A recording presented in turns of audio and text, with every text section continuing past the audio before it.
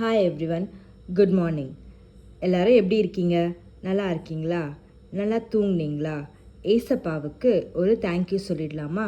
Thank you ஏசப்பா, இந்த புதிய நாளை கொடுத்ததுக்காக உமக்கு நன்றி. இன்றைக்கி நம்ம படிக்க போகிற அதிகாரம் சங்கீதம் 3. சங்கீதம் 3ஆம் அதிகாரம். கர்த்தாவே, என் சத்துருக்கள் எவ்வளவாய் பெருகி இருக்கிறார்கள்.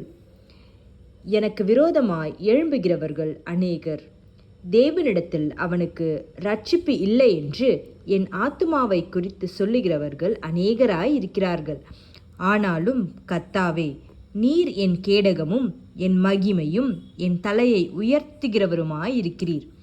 நான் கர்த்தரை நோக்கி சத்தமிட்டு கூப்பிட்டேன். அவர் தமது பரிசுத்த பர்வதத்திலிருந்து எனக்கு செவி கொடுத்தார். நான் படுத்து நித்திரை செய்தேன், விழித்து கொண்டேன். கர்த்தர் என்னை தாங்குகிறார். எனக்கு விரோதமாக சுற்றிலும் படையெடுத்து வருகிற 10,000 பேருக்கும் நான் பயப்படேன். கர்த்தாவே, எழுந்தருளும். என் தேவனே, என்னை ரட்சியும். நீர் என் பகைஞர் எல்லாரையும் தாடையிலே அடித்து துன்மார்க்கருடைய பற்களை தகர்த்து போட்டீர். ரட்சிப்பு கர்த்தருடையது. தேவரீருடைய ஆசீர்வாதம் உம்முடைய ஜனத்தின் மேல் இருப்பதாக. ஆமேன். கர்த்தருடைய பரிசுத்த நாமத்திற்கு ஸ்தோத்திரம். Have a good day. Bye everyone. Thank you.